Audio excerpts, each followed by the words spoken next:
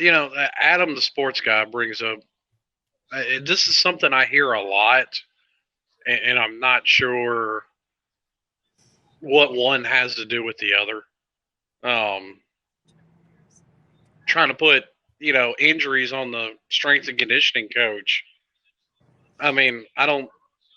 I've heard that out of a lot of people over the years, and I've never understood what one has to do with the other. I don't get it. I mean, because sure you can have the biggest biceps in the room, joints are still a weak point, and if you roll your ankle or tweak a knee, what does strength and conditioning have to do with that? Well, I mean, I guess an unpredictable thing, man. Like you can't. Like there is. But I will say, the harder you work, but the harder you work, and the more tired you are, and the more you do become more injury prone. I mean, that is a fact. Well, I get that, but I mean, okay, look at Van Dyke today. He had a linebacker and an offensive line fall on him at the offensive lineman fall on him at the same time. What does that have to do with strength and conditioning? Him getting hurt.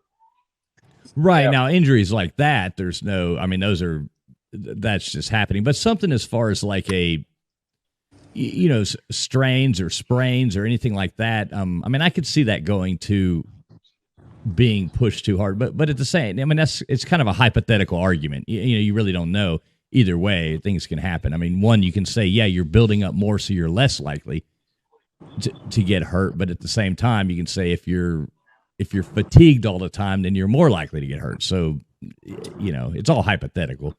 I also think it's part of the fact that this team has never been worked like they're being worked right now. Not used to all of this work. Because like I said earlier, like Manny Diaz just kind of ran like a summer camp. Right, and I'd agree with that. I think they were having more fun than practice. Yeah, because you don't think Nick Saban works his team hard? You don't think at Ohio State Ryan Day does that? Dabo Sweeney does that? I mean, well, team that talked about that all the time.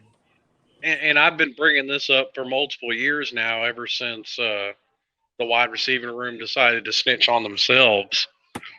I mean, once you get, well, not even just during the season, but even during the off season, coaches are only allowed so much time with the players. And where are these players putting in that work on their own to get better? Yeah, they're obviously not. Yep. I mean, we knew they weren't under Manny because, they come right out and said so. Yeah, they did. Yeah, they did kind of. I forgot about that. They did kind of sell themselves out.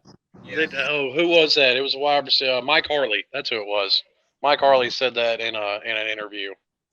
And it's like Tyreek Stevenson last year, he had a quote where he was like, "Yeah, we're not practicing as hard or practicing tackling or really much anything as much as we did back in Georgia." There you go. Like he said. So I mean, it. How much of this can you put on any coach? Period. Even Manny.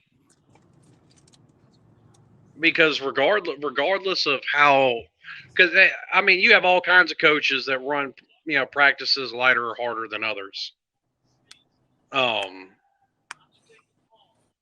think a lot of it's got to do with they're only allowed, like during the season, during the week, they're only allowed 20 hours a week with the players. So if you're not out there putting in that work on your own, no, you're not going to get any better. No, and I agree, and I don't think these, especially the upperclassmen there, and I guess really, I would go as far to say the entire team, really doesn't have the winning mentality. They don't know how to win. They don't want to win. They don't go out there and look like they actually want to, like they give a damn. They really don't look like they care at all.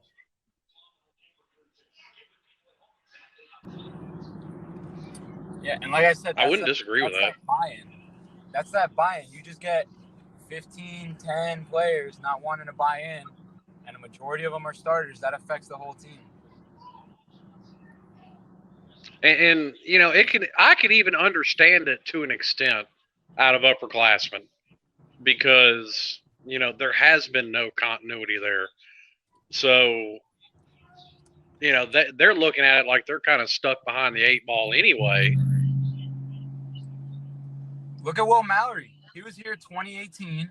Mark Richt, then with Manny Diaz, and now Mario Cristobal. This is Will Mallory's third head coach. God knows how many offensive coordinators he's had. 4. Yeah. Thank you, God. You know, at least 3 different tight end coaches. Yeah, that's hard to imagine. Yeah, and see, here's the thing. All these, even when it comes down to position coaches, they all teach things differently. They all emphasize different things. So you're getting really a lopsided education.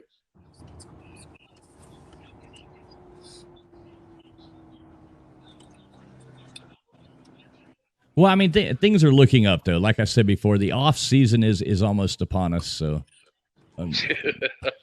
only about 7 more weeks, and we can get our swagger back, guys. Yeah, no, right.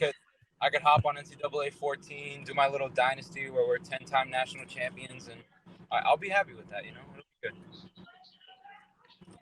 Yeah, La Dolce Vita. We'll be back. We'll be back, living it up again.